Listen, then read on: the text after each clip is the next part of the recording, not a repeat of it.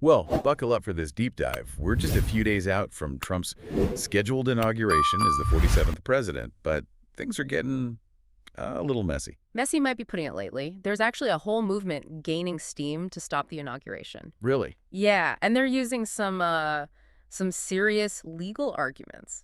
Like what? Well, they're focused on the 14th Amendment, that part about, barring anyone who's been involved in an insurrection from holding office. Oh, wow. So we're talking Section 3. Yeah, exactly, Section 3. And that's what all our sources are about today, right? Exactly. We've got this article from the Daily Dot, and of course Reddit is blowing up over this. Oh, yeah. People are really fired up, but the big question, the heart of this whole thing, is whether or not what happened on January 6th actually meets that definition, legally speaking. Like, does it qualify as an insurrection? It's the million-dollar question. It is. And in the Daily Dot article, they talk to some legal experts who say, point blank, yes. They do. Yeah, they point to all sorts of things. Trump's actions leading up to January 6th, obviously. Right. The findings from the January 6th committee. Uh-huh. And get this, there's actually already a court ruling from Colorado that says Trump did engage in insurrection. Wow, so there's precedent. Seems like it, right? Okay, so I'm thinking this sounds pretty open and shut. Trump was involved. There's a legal basis for it. End of story. Mm-hmm. But then I kept reading, and, well, the Supreme Court kind of muddied the waters a bit. They did. Basically, they're saying it's Congress's job to enforce this part of the 14th Amendment. Which, when you think about it, that's where things get really interesting. How so? Okay, so to block Trump's certification, you'd need a fifth of Congress to object. Right. And then a majority to actually agree to sustain that objection. And right now, Republicans have that slim majority in both the House and the Senate. So you're saying, could enough of them turn against Trump to make this happen? It's a long shot, to put it mildly. It's like we're watching a political thriller unfold, but it's real life. And it's happening right now. And to make things even more intense, there's this protest planned in D.C. this weekend, right? Mm-hmm. Leading up to the certification vote. Literally. The 14th now protest. The Daily Dot says organizers are expecting huge crowds, maybe tens of thousands of people. That's a bold move, no doubt. It is, especially when you consider what's going on. We're talking about the anniversary of the Capitol riot. Yeah. And then you've got these recent attacks in New Orleans and Las Vegas. Catch already in D.C. is already going to be super tight. Rightfully so. And I don't know if you caught this in the article, but the permit application for the protest, they actually mentioned concerns about potential disruption from MAGI organizations. Oh, wow. It feels like both sides are kind of bracing themselves for a showdown. Yeah, you've got this fundamental clash. Like what? On one side, you have people who see this 14th Amendment argument as, like, the last defense against Trump taking office. Yeah. But then you have those who see this as a straight-up attempt to overturn a democratic election, no matter who won. And both sides are really passionate about their views. Absolutely. The article also talks about this woman, Jessica Denson. Yeah, I read about her. She used to work for Trump, and she actually sued him successfully a while back. And now? Now she's one of the main voices pushing for this 14th Now protest. It's such a twist, right? Totally. I mean, she knows Trump personally. She's challenged him before. And won. Exactly. So for people who already believe Trump should be disqualified, her being involved probably adds a lot of weight to the argument. For sure. This is already such a complicated story, Yeah. and it just keeps getting more complex. What's the general feeling out there? Like, what are everyday people saying about all of this? Well, if you look at the Reddit thread, it's clear how divided everyone is. Like how? You've got people who are completely convinced that this is the only way to stop Trump. And they're not holding back. Not at all. They're ready to fight for it. But there are others who, well, they're not so optimistic. No, they're really skeptical. They're saying peaceful protests haven't worked before and that the time to act was back on Election Day. It's like they've lost faith in the system. It does kind of feel that way, reading some of those comments. And there's this other question that keeps coming up, and it's a good one. What is it? What if, hypothetically, Trump is disqualified? What happens then? Oh, that's a good question. The Daily Dot article suggests that Kamala Harris would become president. Okay. But on Reddit, people are throwing out all kinds of scenarios. Like what? Some are even saying J.D. Vance, who is Trump's running mate, might take over. Wow, that would change things. Right. It highlights this uncertainty, this potential for even more political chaos, regardless of the outcome. This whole situation is just unprecedented. There's no roadmap for this. And the consequences, no matter what happens, are going to be huge. No doubt about it. I mean, it's crazy to think that we're potentially, right now, at this turning point in American history. And it's all because of this one little part of the 14th Amendment. Like, you've got to wonder, how did something written over 150 years ago suddenly become the center of this massive political showdown? It is kind of wild when you think about it that way. What's interesting to me is how this amendment, this 14th Amendment, has kind of, changed over time. It has. Yeah. I mean, originally after the Civil War, it was all about protecting the rights of freed slaves, which obviously incredibly important. Yeah, absolutely. But over time, its meaning has expanded. And now we're using it in ways those guys back then probably never even imagined. Not even close, probably. Like, it's this living, breathing document that just keeps adapting, right? We could see that, yeah. But this time the stakes are, I mean, they couldn't be higher. No kidding. We're talking about the peaceful transfer of power, which is like the foundation of American democracy. It's right there in the Constitution. And at the same time, you have all these questions, these ethical questions, legal questions about whether Trump is even, fit to hold office. It's like this collision of our most basic values, Yeah. And the questions that this brings up, they go way beyond Trump himself. How so? Well, it makes us think about how are we as a society going to deal with these kinds of issues in the future? Right, yeah. Because these are tough questions. Like, are we willing to uphold the Constitution even when it's hard? How much power should activism actually have? And those are questions with no easy answers. Definitely not. I was reading the Reddit thread, and it's just flooded with people sharing their stories, their feelings, and it's a reminder that this whole thing, it's not just this abstract legal battle, Oh, right. It's real. It's affecting people's lives, like right now. Absolutely. And their voices, I mean, they need to be heard. There was this one comment that really stuck with me. This person was talking about this feeling of impending doom no matter what happens. Wow, that's heavy. Right. Like, they're worried that if Trump is disqualified, his supporters are just going to become even more distrustful of the government, even more disillusioned. I can see that. But if he's allowed to take office, well, then they fear that it'll just, legitimize what happened on January 6th, and it sets this dangerous precedent. So it's a lose-lose for them. It is. And you read through some of these comments, and there's this real sense of hopelessness. Yeah, a lot of despair. But others, I mean, they're clinging to this hope that this whole 14th Amendment challenge, this could be like a turning point. Okay. A chance to kind of reaffirm our commitment to these democratic values.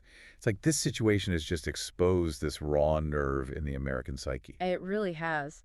And I think this is where civic engagement becomes so important, even when, the outcome is uncertain. You have to participate. You do.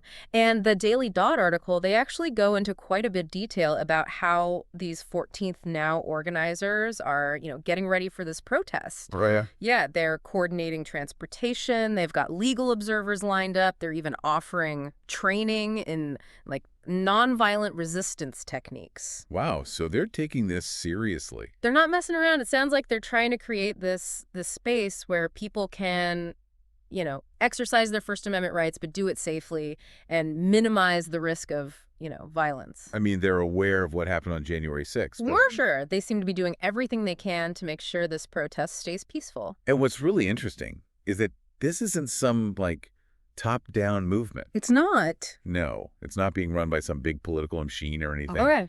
It's this coalition of grassroots groups. All these different people, all these different motivations, all these different experiences coming together. So it's organic. It is. And it shows that people, everyday people, they're joining forces because they believe in this. They believe this is a fight worth having. But then, on the other side, you go back to that Reddit thread, there's this big debate about whether this whole 14th Amendment strategy is, the right move. I was going to say, not everyone's on board. Oh, no, not at all. Some people are saying it could backfire, make things even worse. Yeah, their concern is that it could be seen as this partisan power grab. Okay. Which would just further inflame tensions, fuel those conspiracy theories that are already out there. Right. It's a valid concern. Especially given how volatile things are already. Exactly. And even if this whole movement succeeds, it's not going to magically fix everything, right? Yeah. It's not going to erase these deep divisions that we have in our society. It's not going to suddenly make everyone trust our institutions again or, bring everyone together. Wouldn't that be nice, though? It would. This situation, no matter what happens, it's just the beginning, really. It's the start of a much bigger conversation. About what? About accountability, about the rule of law, about the very foundation of our democracy. We're having to look in the mirror and ask some really tough questions. About who we are as a nation. Exactly. Like, what are our values? What are we willing to tolerate? And what kind of future are we trying to build? Exactly. And this isn't just happening in D.C. Right. It's happening in living rooms, it's happening online, all over the country. People are trying to make sense of it all. They're trying to figure out, like, where do I stand? What's my role in all of this? You know what? The Daily Dot article mentioned a few legal scholars who think this whole 14th Amendment argument, it could actually end up in front of the Supreme Court. Oh, wow. If that happens, the entire country's going to be glued to their screens. That would be a landmark case. It would. And it could completely change how we think about, who can be president, the balance of power between the branches of government, like everything. Potentially. It's a reminder that these decisions that are made by, 9 justices, these interpretations of the law, they have real consequences. They affect people's lives. Absolutely, they do. And it really highlights how important it is to have a court system, a judiciary, that is independent and impartial. In a situation like this, as political as it is, we need the courts to be fair, to be the referees, not players in the game. I like that analogy. Yeah. Speaking of the courts, I was reading some of the comments on Reddit, and some people are saying this whole 14th Amendment thing, this could be used to disqualify other candidates in the future. Other candidates? Yeah, like anyone who's engaged in behavior that, could be considered insurrection or rebellion. Interesting. Right. It's really a thought-provoking idea, but it also brings up a ton of new questions. Right. Like, where do we draw the line? Right. Who gets to decide what counts as insurrection? And what kind of unintended consequences could that have down the road? It feels like a slippery slope. It does. This whole situation, it's like opening up Pandora's box. It is. But one thing is for sure, we are living through a defining moment in American history. No doubt. And the choices we make now, both as individuals and as a country, they're going to have consequences for generations to come. It's a time for courage, a time for wisdom, a time to really recommit to the principles that this country was founded on. It's a time to remember who we are, what we stand for, and to fight for the soul of this nation. Well, we've really gone deep on this one. We have. From all the legal stuff about the 14th Amendment to the protests that are coming up and all those raw emotions that people are sharing on Reddit. I think it's safe to say this whole situation has really struck a nerve. Yeah, it's a real moment of truth for America, wouldn't you say? It feels that way. This clash of ideologies, testing our institutions, it's a reminder that the future isn't, already written. It's what we make it, the choices we make, both individually but also as a society. And that brings us back to you, our listener. We've tried to unpack this whole thing, all the complexities.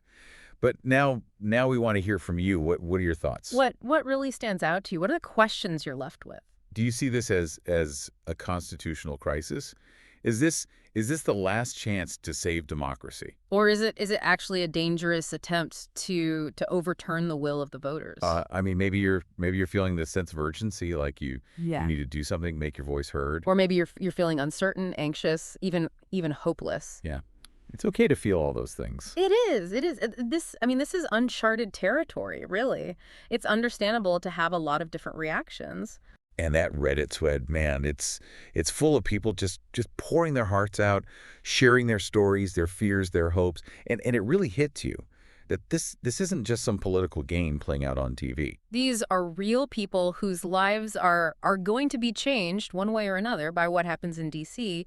And those voices, those stories, they matter. We talked about that comment earlier about that feeling of impending doom. Right, yeah. And it really made me realize just how much weight this whole thing carries. Like there's this sense that whatever happens, the consequences are going to be huge. Yeah, that feeling of like no matter what, things are going to change and not necessarily for the better. That can be a really heavy thing to carry. It is. But, even with all this uncertainty, even when things seem, bleak, we still have a choice. We always do. We can choose to just sit back and watch, or we can choose to engage, to do something. We can choose to learn more, to have those tough conversations, to support the causes that we believe in. We can choose to call our representatives to join those peaceful protests. We can use our voices to demand something better. Absolutely. And you don't need to have all the answers. It's okay to be uncertain, to be working through all these complicated feelings. What matters is that we approach this whole thing with our heads and our hearts. Right. That we think critically, but also with empathy for everyone around us. Well said. Because at the end of the day, the future of this country, it's in the hands of all of us. We the people. Exactly.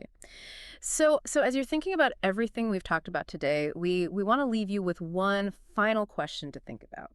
What will your role be in shaping the future of America? Thank you for joining us on this deep dive. We'll see you next time. And until then, stay curious, stay engaged, and stay informed.